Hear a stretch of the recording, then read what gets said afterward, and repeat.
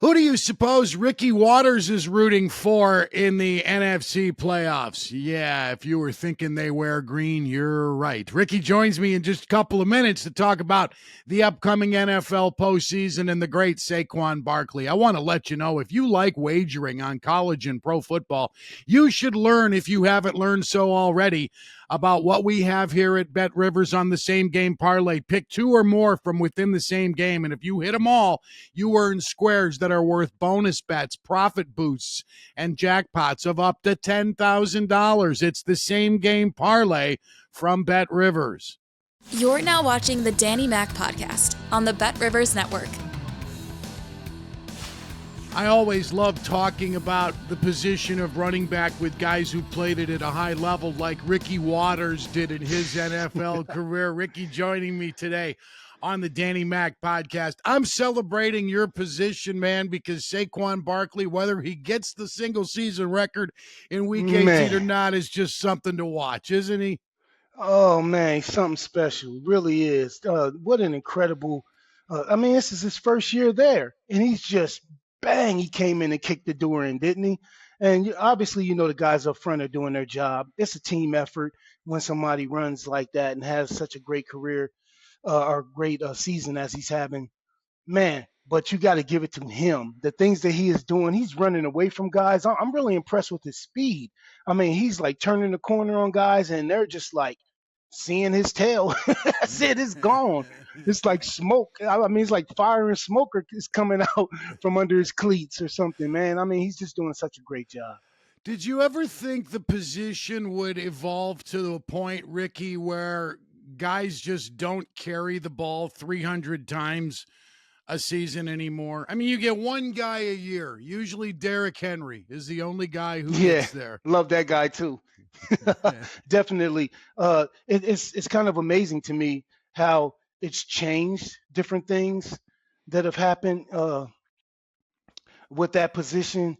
But I never would have seen it. I didn't see this coming. I understand it because I know the quarterback position. I know the quarterback is the most important right now. I know they're taking care of him in a way, or the quarterback position in a way that they can't take care of the running back position. So I understand that. And guys could get hurt. You could put everything into a running back and he could get hurt. So I understand those things.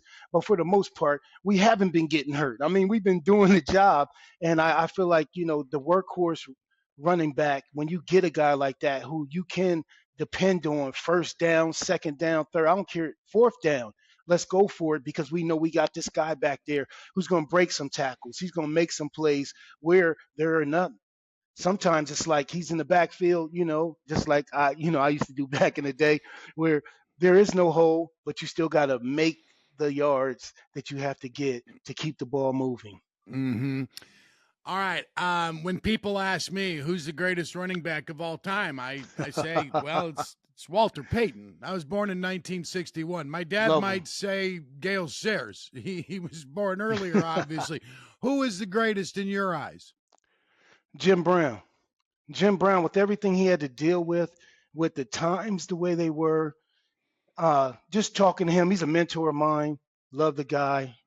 That's my guy right there. But the things that he had to deal with that we had no idea, that we didn't have to deal with, them not even wanting him to be in the same hotel as they were in and different things like that. And, he couldn't even be with his teammates in certain events or venues that he would go into.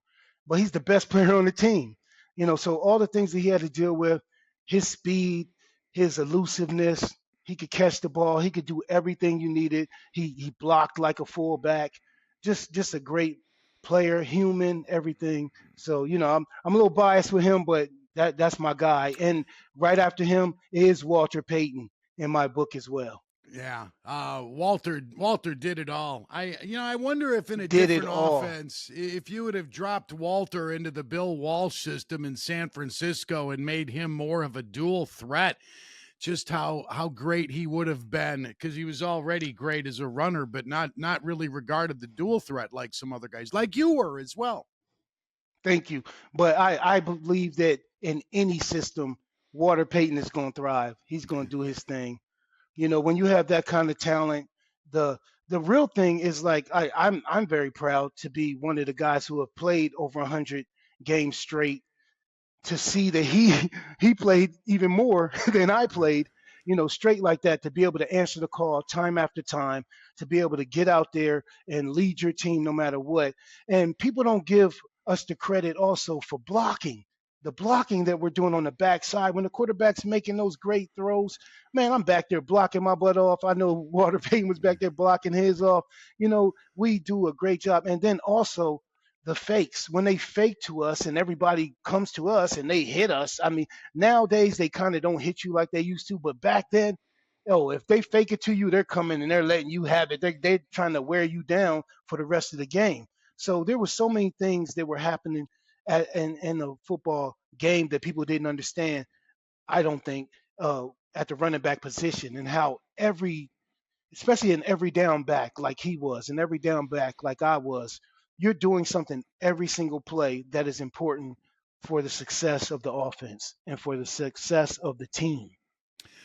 Ricky, I want to ask you a little bit about this year's best teams, particularly the NFC. We'll preview the playoffs and also the alma mater as it gets ready for Georgia. But I want to ask you about the running back position as it is becoming such a fungible position now. NFL personnel directors looking at you guys, and when I say you guys, running backs, as just interchangeable parts. And it sort of dehumanizes athletes. And I know it goes with the territory, and I know it's part of the collective bargaining agreement, which to me is terribly unfair to rookies, especially guys with a short shelf life in the NFL, like running backs. But my hope is for the next CBA, there is new language that is more favorable to a very, very difficult position to play. Do you and your guys in your fraternity ever talk about what you might be able to do as a positional group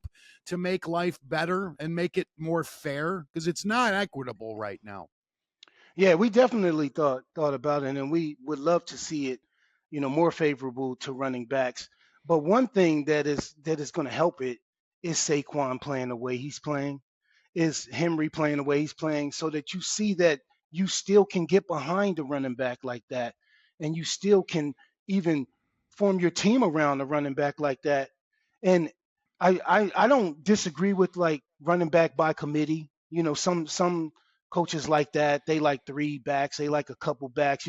I shared the ball with Charlie Garner when I was in Philadelphia. They called us Thunder and Lightning. He was a great player when he got in there. He did a great job. I felt like he spelled me and gave me a little break. I felt like it was good for my career. At first, I was like, what's going on? I'm a every down back. I want to, carry the ball. I want to do my thing. But when you think about longevity and things like that, it is cool to have another guy who can spell you for a little bit, come in and make some plays. So I don't all the way disagree with that. So it all depends on the coach. It all depends on, what they want to do with the different running backs that they have and how they want to work it. But I love seeing a guy who's an every down back. I mean, I'm biased. I love a guy who's just out there. He comes to show up every day. I was even in practice. I was always a leader on my team, especially my latter teams. The first team, obviously, I was a rookie and I was young and I was learning the game. But being one of the guys that people really depend on, a leader on the team, they expect you to practice the way you're playing. So I would even have to set the tone in practice as well. But I think that I wouldn't change a thing if I could go back and change it. Obviously, it'd be nice to play for just one team the whole time. But I learned something every place that I went, to be able to overcome things, to be able to have my teammates uh, say, yeah, this guy is a dog. You might have heard he's a dog. You heard he's this great player. You heard he's going to do this job. But then when you go there and you win your team over, you win your coaches over, you win the fans over, there's something about that too. And I've done that in my career multiple times. And I just am very proud of that situation. Well, and also you had the opportunity to play for one of the greatest coaches in the game's history, too, and one of the greatest owners in Eddie DeBartolo. I would think the San Francisco experience still is something that you treasure, isn't it? Definitely. And I live here, so I'm in San Francisco now. So it's like, I'm going to the games. I'm hanging out. It's just so awesome. I haven't played in so long. The fans show me so much love. The players show me so much love. The coaches, it's just amazing to still feel that. I went back to Philadelphia as well, and they honored me weeks ago. And man, you talk about love, man. That was what I'm talking about when you talk about the city of brotherly love. I got that love when I went back to Philadelphia, and I really appreciate that. I get the same thing in Seattle too. So I love the fans. I love the game still. I love being a part of it. I love that I'm allowed to be a part of it. That people still see me that way. They treat me like I just played. I mean, I cannot argue with any of this stuff. I went back to Chicago. I went to Tampa Bay. I did card signings, and their greats weren't right beside me, and my line was just as long as their line. So it's like the fans are amazing. I love the game. I appreciate the game and what it's done for me. And I just hope it stays that game. It stays that. I know they have to protect, different players. I like the way they're protecting the wide receivers down the field, different things that they're doing, making sure that guys will be able to play and will be able to answer the bell. But like you were saying about Walter Payton, he didn't have that. He didn't have all that stuff. I didn't have that. They didn't say you can't hit him this way, you can't hit him that way. They hit us every way they could possibly hit us, and we still answer the bell every time. Well, you know what? You like Walter, you were a violent player. I mean, you were elbows and knees in the butt of your hand under a chin strap. I'm bringing it to him. Yes, yes. Stiff arm. I got a lot of that stuff from Walter. I tell you, when I watched the guys that came before me, I would watch like a student of the game, and I watched the way different things that they did, how they ran their routes, how they blocked, how they just went about their business, how they even got up and went back to the huddle each time. And I watched every single thing that they did, and I'm just in love with that position. I always wanted to play that position. I was when I came out from high school, I had played quarterback, I played wide receiver, I played flanker, I played running back, defensive back, cornerback and safety. So all the colleges wanted me, but they wanted me for different things. But I always wanted to play running back. It was something about that position that really was a love. Like I just love that position. And you did it in style at Notre Dame, which has Georgia Thank you. Wednesday night. These Ooh college, wee. man, the environments, the atmospheres on all of these campuses for the first round was just great. I came very close Oh to going man. to South Bend for the game against IU, but ticket prices were a little rich for my blood, Ricky. I mean, $900 to sit up by touchdown Jesus. But what do you think of the Irish in Georgia Wednesday night? Man, I think we got a great chance. I love that they have this playoff system. I I'm loving just what they're doing because I've always been a fan of college football, just a little more than the pro game. Even though I love the pro game, the college game, the something about the atmosphere. They seem pure. They seem like you know, they're they're not tainted by anything. They're just playing the game that they love. Some of them won't make it to the pros. Most of them won't, but they're still playing it at such a high level. And I love the way they're doing this now with the playoffs, making it more interesting. I feel like. And I feel like our team has a great chance. And man, if Riley Leonard, he goes out there and does his thing, Jeremiah Love, I love that dude. I mean, we talking about Jeremiah Love. Uh, I only thing I didn't like is that he changed his number. He was number 12. I was like, yo, he looked like me out there. That's my man right there. And he changed to 4, but he's just as good with number 4. And the way he's playing is just lights out. And I think that our defense, you know, these guys they can get it done. Even though Riley Mills he got hurt, but Howard Cross is there. Uh, Hopefully Bryce Young gets some. I played with Bryant Young, his dad, uh, at Notre Dame and the 49ers. So I hope he gets in and gets to make some plays. He's a rangy guy, strong like his dad. I think he's going to be a great player for us. I'm just excited about our possibilities, the fact that we're here, especially how the year started. I'm so proud of these guys, the way they bounced back. They took the identity of their coach. You know, he's hard nosed, he's tough. He's not going to make any excuses. They lost the game. They didn't make excuses. They came back. They got themselves together. They had played so amazing since then. And I just think that they're going to come out ready to play. They're going to come after that quarterback. You know, they got a new quarterback back there for Georgia. So I don't expect him to play like Beck was playing. So I just think we have a great chance. I know who you're rooting for. They wear green. Who all the time? Who will win the NFC? Which two teams do you like to play in Super Bowl 59? Yeah, well, I'm a little biased, so of course I want Philadelphia to win that thing to come out of there. I think they're the toughest team. I think that they're the best all-around team.